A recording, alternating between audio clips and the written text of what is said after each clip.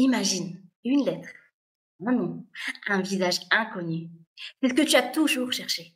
C'est ce qui te manque depuis toujours. Mais au moment où tu poses enfin les yeux sur ces réponses tant attendues, une nouvelle question surgit. Et si ce n'était pas ce que j'espérais? Aujourd'hui, on va parler d'un sujet qui divise, qui soulève des espoirs autant que des peurs.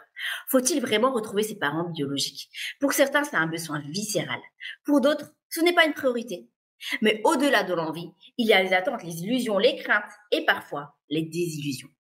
Alors aujourd'hui, on va explorer ensemble pourquoi tant de personnes adoptées ressentent le besoin de retrouver leurs origines, les attentes irréalistes et les peurs qui accompagnent cette quête, ce qui se passe réellement lorsqu'on retrouve ses parents biologiques. Et surtout, comment se réconcilier avec son histoire, qu'on ait ou non des réponses. C'est un épisode intense, alors accroche-toi, on y va. Quand on grandit avec une partie de son histoire manquante, il est normal de vouloir combler ce vide. L'identité ne se construit pas dans le vide, elle se nourrit de nos racines, de notre héritage, de ceux qui nous ont précédés. Mais quand ces morceaux nous échappent, les questions commencent à nous hanter. Qui m'a mis au monde? Pourquoi a-t-on pris la décision de me laisser partir? À qui je ressemble? Quelles sont mes origines culturelles, mon héritage biologique? Ce besoin ne touche pas seulement notre passé. Il touche notre présent, notre construction personnelle. Certaines personnes adoptées ressentent un manque diffus, une impression d'être incomplète, sans savoir pourquoi. Et la quête des origines devient alors une manière de se reconstruire. Mais est-ce que cette quête amène toujours des réponses espérées? Quand on parle de retrouver ses parents biologiques, on pense souvent à une scène de film. Des retrouvailles pleines d'émotions, un regard échangé qui dit tout, une étreinte qui répare le passé. Mais est-ce toujours ainsi? Parfois, les parents biologiques ne veulent pas être retrouvés. Ils ont refait leur vie, ils ont mis cette histoire derrière eux, ou ils ont honte. Parfois, ils ne sont plus en vie, et à ce moment-là, les réponses s'éteignent avec eux, laissant encore plus de questions ouvertes. Parfois, la rencontre est décevante. On s'attend à une connexion immédiate. Mais la réalité est différente. On ne se reconnaît pas. On n'a pas les mêmes valeurs. On se sent étranger. Cette quête peut être une source de guérison. Mais elle peut aussi rouvrir des blessures profondes. Je vais te partager quelque chose de personnel. Pendant longtemps, j'ai idéalisé cette quête. Je pensais que retrouver mes parents biologiques allait tout changer. Que si je savais qui ils étaient, si je connaissais enfin leur visage, j'allais me sentir complète. J'allais pouvoir répondre à cette question qui me hantait depuis longtemps. Pourquoi moi?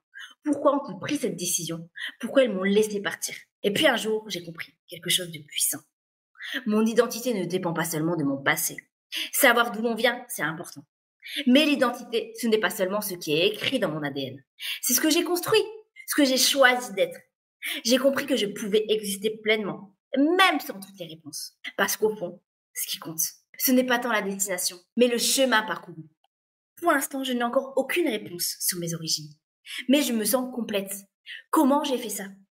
En faisant un travail extrêmement profond sur moi, en allant traiter toutes les blessures que j'ai eues de l'enfance. La blessure de l'abandon, la blessure du rejet. J'ai été travailler les multiples traumatismes que j'ai pu vivre. Je ne m'en souvenais pourtant pas. Mon corps s'en souvenait. Mon corps se souvenait de toutes ces émotions vécues. Alors, j'ai été en thérapie et je suis allée traiter ça. Et ça a bouleversé, ça a changé ma vie, littéralement. Parce que quand on décide de partir à la recherche de ses origines, il faut être prêt à tout. Il peut y avoir plein de scénarios. La rencontre magique, ce que tout le monde espère. Des retrouvailles pleines d'émotions. Un lien qui se crée tout de suite. Un sentiment de complétude. Ça arrive, mais c'est rare. Ça arrive. La rencontre compliquée. On retrouve ses parents biologiques, mais il y a un malaise, on ne sait pas trop quoi dire, on ne sait pas comment se réapprivoiser. Le rejet. Certains parents biologiques refusent la rencontre. Et ça, c'est une douleur immense, un autre abandon. Parce qu'on se sent rejeté à nouveau. Le silence. On cherche. Mais on ne trouve rien, aucune trace, aucune information. Et on doit apprendre à vivre avec cette absence de réponse. Alors ce n'est pas l'attestation qui compte, mais le chemin parcouru. Si je devais résumer cet épisode en une seule phrase, retrouver ses origines peut être une étape importante. Mais ce n'est pas ce qui définit qui tu es. Tu peux te construire avec ou sans réponse. Tu peux être entier, même avec des morceaux manquants. Parfois, tu trouves ce que tu cherches. Parfois, tu trouves autre chose. Et parfois, tu réalises que tu avais déjà tout en toi pour avancer. Alors, si toi aussi, tu es en quête de tes origines, pose-toi cette question. Qu'est-ce que j'attends vraiment de cette quête? Parce que ce qui compte, ce n'est pas tant la réponse. C'est ce que tu vas faire de ton histoire.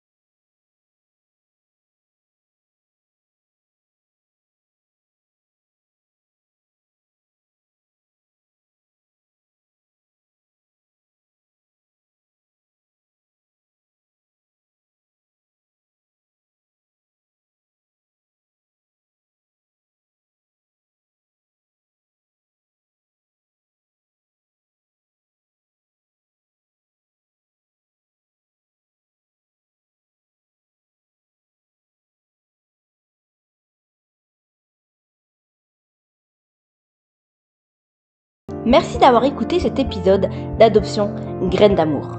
On se retrouve dès demain pour la suite de l'épisode. J'espère en tout cas que cette histoire t'a touché autant qu'elle m'a émue.